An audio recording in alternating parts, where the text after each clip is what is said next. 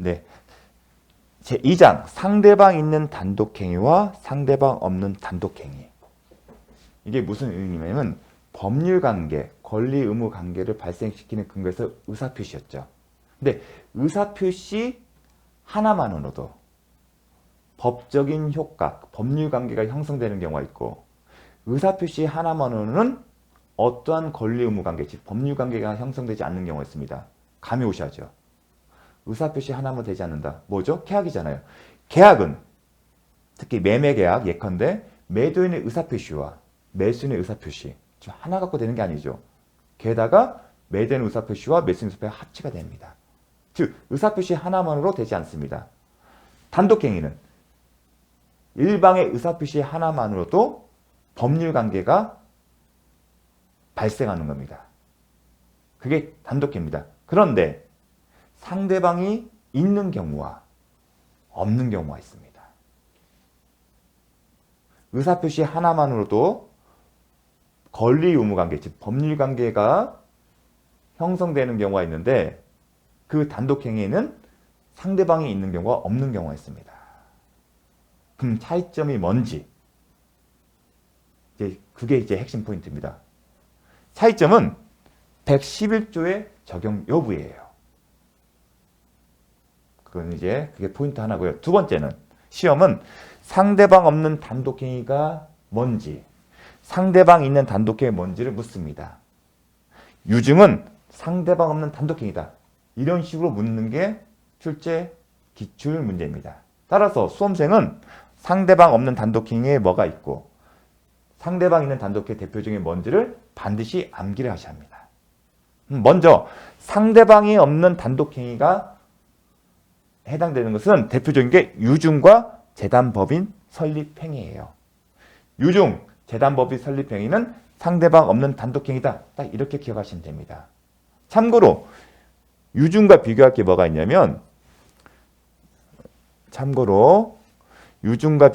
있냐면 증여예요. 증여는 뭐다? 계약이다. 그래서 증여, 계약 이렇게 외우십시오. 유증은 상대방 없는 단독행위지만 증여는 계약이다. 그리고 소유권의 포기, 동사 물건을 버리는 거예요. 내 물건을 버리는 것. 그것도 상대방 단독행위인데 주로 유증과 재단법인 설립행위가 자주 나옵니다. 반면에 상대방이 있는 단독행위에서 지금까지 기출된 나온 유형은 첫 번째 공유지분 포기, 취득 시효 이익의 포기, 계약 해제 해지, 의사표시의 취소권, 무권대리 행위의 주인, 미성년자의 법률 행위에 대한 법정 대리인의 동의, 상계 의사표시입니다. 이게 최근 10년 동안 나온 지문입니다. 그런데 주로 제일 잘 나온 게 요거예요. 공유지분 포기, 취득시효 이익의 포기예요. 이 두 지문은 다른 내용과 결합해서 최근에 출제가 됩니다. 먼저 공유지분 포기 설명하겠습니다. 이제 나중에 소유권인데 공동을 해요. 소유권이 하나인데 양쪽으로 분할시키는 거예요. 예컨대 부부가 아파트를 함께 치던 게 그게 공유예요. 그러니까 이 공유 개념은 하나의 소유권을 양적으로 나눠 갖는 거예요. 소유권은 하나인데 양으로 나누는 거예요. 2분의 1씩 아니면 뭐 3분의 1씩 3분의 2씩 이런 식으로 하나의 소유권을. 그러면 예를 들어서 하나의 건물의 소유자가 형제가 있어요. 갑, 을, 병이 있어요. 그리고 하나의 소유권을 지분 어떤 형태로 3분의 1씩 똑같이 3분의 1씩 가지고 있어요. 그러면 갑은 이 각자가 갖고 있는 이 3분의 1이 뭐다? 공유 지분이에요. 그리고 등기부에 공유라고 써 있습니다. 그럼 등기부는 공유 지분 3분의 1, 을, 공유 지분 3분의 1. 나중에 부동산 등기법 할 때 공부할 때 이런 표현도 잘 보십시오. 병 3분의 1 지분했어요. 근데 공유 지분 포기는 갑이 예컨대 갑이 자신의 지분을 공유 지분을 포기하는 거예요. 공유 지분 포기는 상대방 있는 단독행위다. 왜 상대방 있는 단독행위인지 이제 설명할 겁니다. 이 의미는. 그런데 민법상 물권편에 보게 되면 공유 지분을 포기하게 되면 포기된 지분, 이 3분의 1은 어떻게 될까요? 그게 하나 이제 우리가 해결할 문제인데, 법에 만약에 갑이 이걸 을에게 주겠다 하게 되면 이 사람한테 넘겨주면 돼요. 그런데 그런 의사표시가 없는 거예요. 단순히 공유지분 포기예요. 그런 경우는 어떻게 된다? 나머지 공유자 누구예요? 나머지 공유자가 누구예요? 을과 병이잖아요. 이 사람들에게 3분의 1이 넘어가요. 그럼 어떻게? 한 사람이라면 나머지 공유자가 한 명이라면 그 사람한테 갑의 지분을 전부 넘겨주면 돼요. 먼저 쟁점 기억하는 게 뭐냐면 두 사람이에요. 어떻게 한다? 을과 병이 갖고 있는 지분의 비율대로. 을, 병이 갖고 있는, 똑같이 나눠주는 게 아니라 을과 병이 갖고 있는 포인트입니다. 우리가 쉽게 생각할 수 있는 놓치기 직관적으로 혼동할 수 있는 게 뭐냐면 을, 병이 똑같이 반씩 갖는 게 아닐까 생각할 수 있는데 그게 아니라 어떻게 한다? 을, 병이 각자 갖고 있는 공유 지분 비율대로. 그런데 지분 비율이 같잖아요. 같기 때문에 2분의 1씩 갖는 거고, 만약에 을과 병이 갖고 있는 지분 비율이 다르면 그 지분 비율의 비율에 맞춰서 하는 거예요. 똑같이 가는 게 아닙니다. 을과 병의 지분, 갖고 있는 지분의 비율대로. 만약에 이 사람이 4분의 1이고 이 사람이 4분의 2면 이 비율대로 1대2의 비율대로 갖는 거예요. 그걸 먼저 기억을 하셔야 합니다. 그러면 이 사람 비율이니까 6분의 1씩 가는 거죠. 이 사람한테 6분의 1씩 가는 거예요. 그래서 요게 포인트 하나예요. 자, 그러면 기억하는 공유지분 포기라는 게 이런 개념입니다. 상대방이 있는 단독행위다. 기억할 게 또 쟁점이 뭐냐면 그래요. 을과 나머지 공유자의 지분 비율도 넘어가는데 이 6분의 1, 예컨대 6분의 1이 이 사람들이 넘어가려면 등기가 없어도 되는지 아니면 등기를 해야만이 6분의 1이 을과 병이 넘어가는지가 하나의 쟁점인데 대법원 판례는 단순히 공유 지분 포기만으로는 6분의 1 지분이 각각 을과 병에 기속되는 게 아니고 뭘 해야 한다? 등기를 해야 한다는 거. 그래서 공유 지분 포기에서 기억하는 뭐냐면 첫 번째 상대방 있는 단독행위고 또 하나 다음에 나옵니다. 기출문제 볼까요? 부동산 공유자의 공유 지분 포기 의사표시가 도달하면 이로써 곧바로 물권 변동 효력이 생긴다. 아까 예를 들었죠. 의사표시는 도달은 이제 나중에 배울 거예요. 지우고 포기 의사표시가 있으면 등기가 없어도 이건 곧바로 얘기는 등기가 없어도 물권 변동 효력이 발생한다. 갑의 지분 중에서 6분의 1이 누구한테? 을과 병에게 등기 없어도 이전되는 효력이 생긴다? 아니다. 물권 변동 효력 이렇게 보면 아직은 모르겠죠. 갑의 지분 아까 예를 들 건데 6분의 1이 을과 병에게 등기 없어도 넘어간다? 그게 아니라 등기를 해야 하는 겁니다. 즉 등기부에다가 기존에는 을과 병이 얼마씩 있었죠? 갑을 병이 3분의 1, 3분의 1이 있는데 등기부상에 바로 뭐다? 등기 원인은 공유지분 포기고요. 권리자란에 어떻게 한다? 을이 플러스 6분의 1. 그러면 6분의 2니까 6분의 3. 이렇게 등기를 해야만이 물권 변동의 효력이 발생한다 이겁니다. 근데 이렇게 공유라는 표현을 쓰기 때문에 우리가 헷갈리는데 공유 지분을 그냥 소유권 이전이라고 생각하십시오. 제가 뭐랬죠? 공유라는 것은 하나의 소유권이 양쪽으로 분할되기 때문에 그냥 소유권 보시면 됩니다. 그러니까 소유권 이전 등기의 효력이 발생한다? 아니다. 등기를 해야 한다. 이런 식으로. 이 표현 정말 잘 나옵니다. 최근 몇 년 동안 정말 잘 나오는 식입니다. 따라서 공유 지분하면 기억할 게 첫째, 상대방이 있는 단독행위고 그리고 두 번째, 포기 의사표시뿐만 아니라 등기를 해야만이 물권 변동 효력, 즉 소유권 이전 등기 효력이 발생한다. 공유 지분 변동 효력이 발생한다. 이걸 반드시 기억해야 합니다. 바꾸면 186조를 해서 등기를 해야 소유권 이전 등기. 공유 지분도 결국은 소유권 이전 등기예요. 제가 있잖아요. 공유는 소유권의 양적 분할이기 때문에 이런 표현을 쓴 겁니다. 공유 지분의 폭이 있다는 물권 변동 효력이 생긴다. 이런 변동 효력이 생긴다. 이렇게 등기를 해야 한다는 겁니다. 잘 기억을 해주십시오. 다음 취득시효 이익의 폭이에요. 자, 법률관계는 뭐라고 했죠? 의사표시의 기초예요.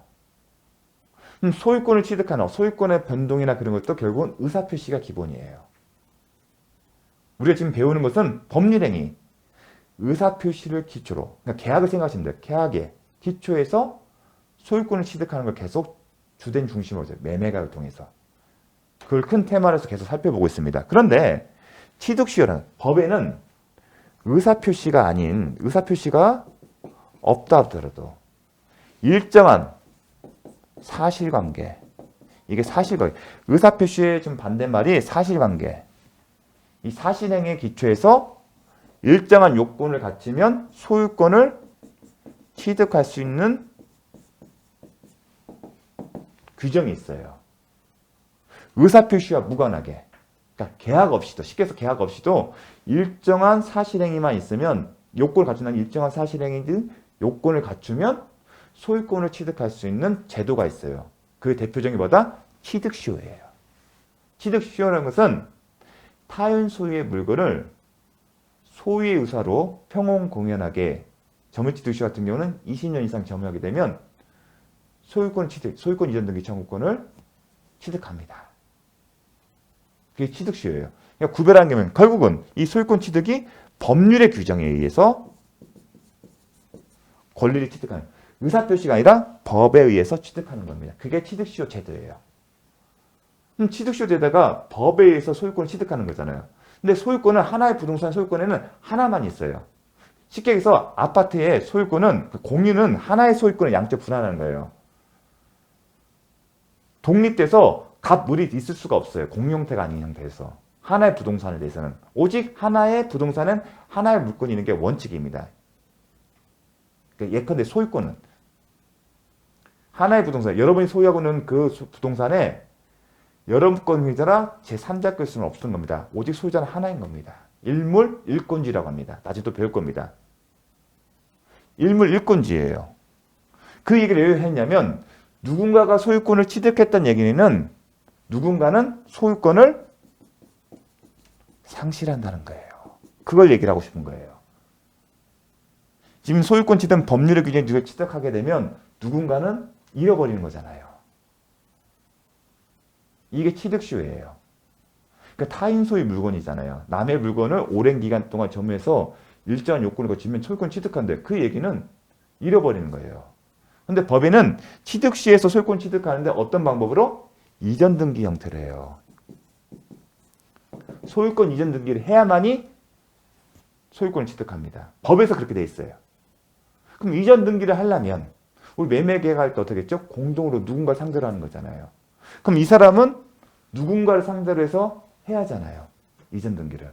상대방이 있다는 겁니다. 이전 등기를 했다는 얘기는 상대방이 있다는 거예요. 그럼 누구를 상대방 할 경우가 쟁점인 거예요. 이 취득시효 완성에 따른, 지금 취득시효 완성에 따른 소유권을 이전 등기하면 누군가를 상대로 해야 하냐.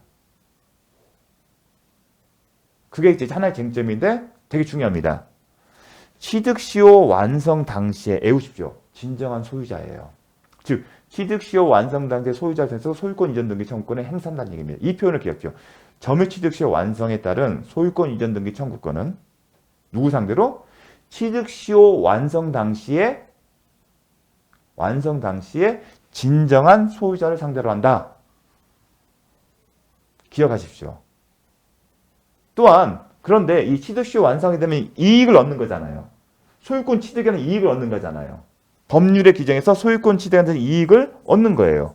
그런데 이 취득자가 양심이 있고 바른 사람에서 포기할 수도 있어요. 이 포기도 하나의 의사표시예요. 내 것을 포기하는 거예요. 앞에서 배웠던 단순한 소유권의 포기와 구별을 하십시오. 이건 점유 취득시효 완성에 따른 이익이에요. 취득시효 완성. 제가 이 취득시효에는 제도가 있는데 두 가지가 있어요. 점유 취득시효 완성과 등급유 취득시효 완성이 있어요. 취득시효가 있어요. 근데 주로 점유 취득시효를 예를 들면 됩니다.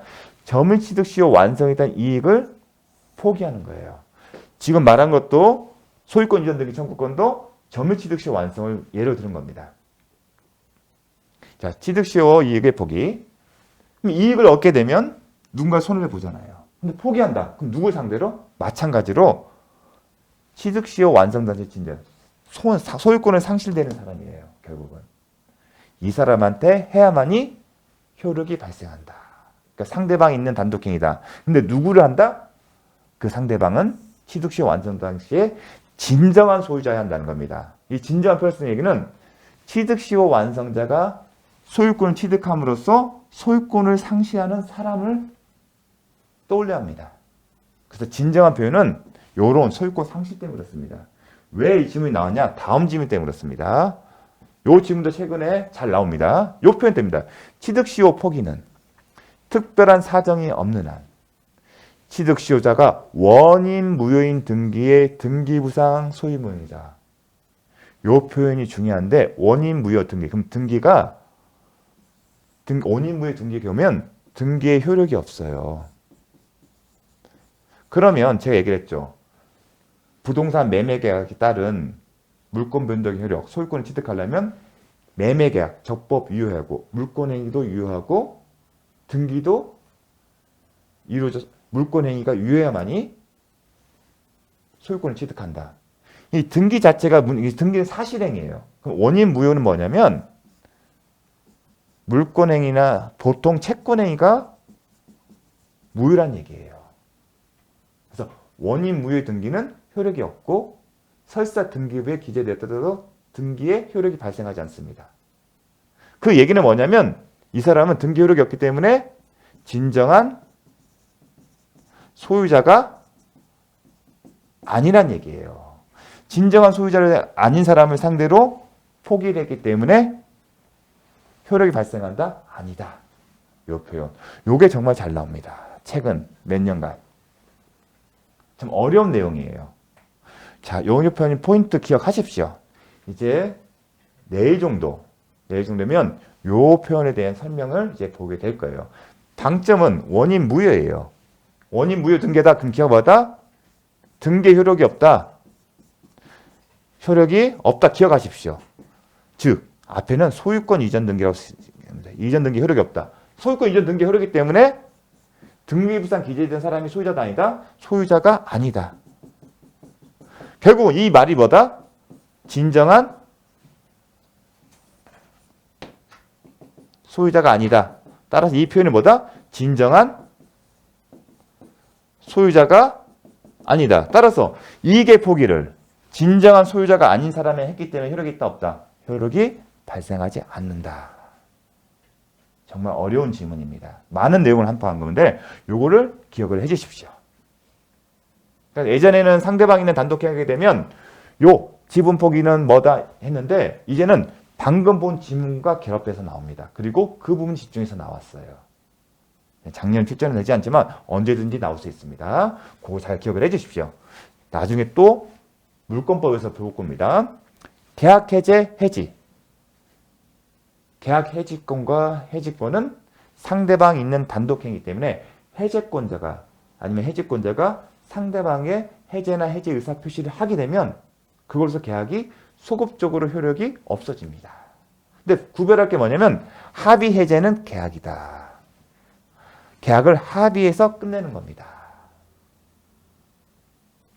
조만간 또 설명할 겁니다. 합의 해제는 아까 증여보다 증여는 계약이다. 마찬가지로 합의 해제는 계약이다. 그 다음에 의사표시의 취소. 의사표시를 취소할 수 있는 게 취소권이라는 게 발생할 수 있습니다. 계약의 해제, 계약의 해제와 의사표시 취소는 이제 구별되는 개념이 뭔데, 자, 계약은 기본은 이제 이해를 한 겁니다. 어떻게 성립된다 했죠? 예컨대 대립되는 당사자의 의사표시가 존재하고 그리고 이 의사표시가 합치돼야만이 계약의 효력이 유효하게 성립됩니다.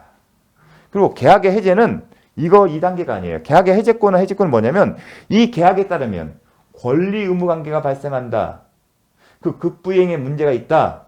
만약에 그 급부를 이행하지 않으면 약속대로 뭔가를 하지 않으면 그게 뭐가 된다? 채무 불이행을 해요. 급부를 이행하지 않는다. 그 표현은 어떻게 된다? 급부 불이행을 채무 불이행. 급부를 약속대로 이행하지 않는다? 채무 불이행이에요. 채무를 불이행하게 되면 일정한 법에서 일정한 요건을 갖추면 권리가 발생되는데 그게 뭐다? 해제, 해지권이에요. 그래서 계약, 해제, 해지는 뭘 전제로 한다? 계약이, 잘 기억해 주십시오. 유효하게 성립돼서 권리 의무가 발생됐는데 약속을 지키지 않는 거예요. 즉, 급부를 이행하지 않는다. 그게 뭐다? 채무 불이행. 이걸 기억해 주십시오. 채무 불이행 단어가 나오려면 이 계약이 유효하게 성립되었는데 유효하게 성립되는 급부 이행에 문제가 있고 약속대로 뭔가 급부를 해야 돼요. 의무가 있어요. 그 의무를 불이한 게 뭐다? 채무 불이행이 되고 그 유형이 크게 몇 가지가 있는데 이것만 기억해주세요. 채무 불이행의 유형이 있는데 그게 이행 지체와 이행 불능이 있고요.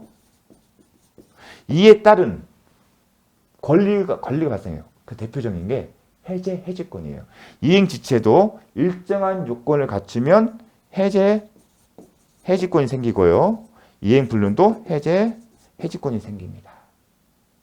이 계약의 해제, 해지권은 이런 메커니즘에서 발생하는 겁니다. 계약이 유효하게 성립돼. 이걸 잘 기억하십시오. 계약이 유효하게 성립되었고 급부의 이행에 문제가 있는데 계약의 당사자 상대방이 자신의 급부를 약속대로 이행하지 않았을 때 이행 지체나 이행 불능이 되고 그리고 이 유형에 맞는 요건을 갖추면 계약 해제나 해지권이 발생한다. 그거는 상대방이 있는 단독행위이기 때문에 상대방의 동의 없이 일방적으로 행사하시고 이 해제권을 행사하게 되면 유효하게 성립된 계약이 처음부터 무효가 되는 효력이 없어지게 되는 겁니다. 근데 의사표시 취소는 이거예요.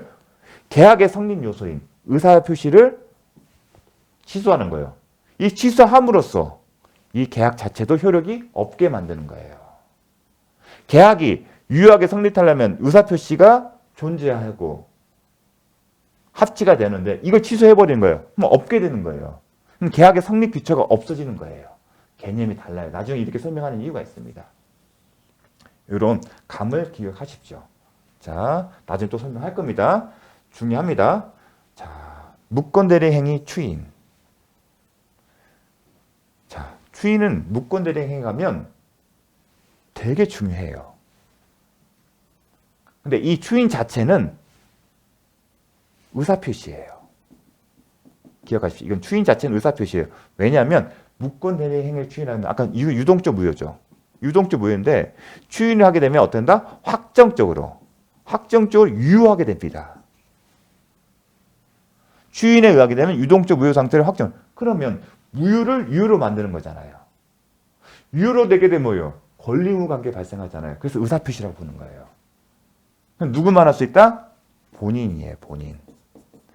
본인이 이제 권리가예요.